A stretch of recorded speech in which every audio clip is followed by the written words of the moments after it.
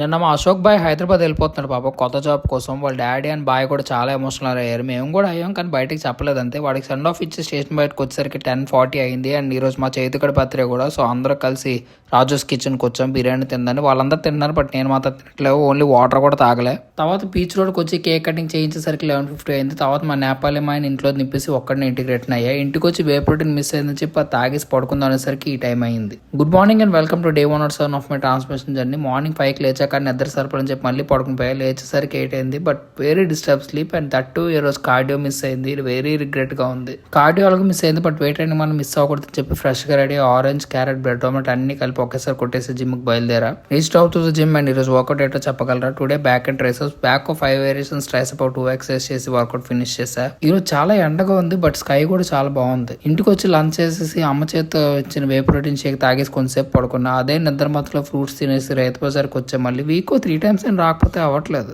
On the వేలో eggs ఒక tray and curd packet కూడా తీసుకురా. డిన్నర్ కూడా అమ్మ వండేసింది. ఇంకా తినేసి పడుకోవడం. ఈ రోజుకి ఇవే అప్డేట్స్. మరి కొత్త అప్డేట్స్ మళ్ళీ రేపు మీ ముందుకు వస్తాను. అంతవరకు టాటా సీ బాయ్.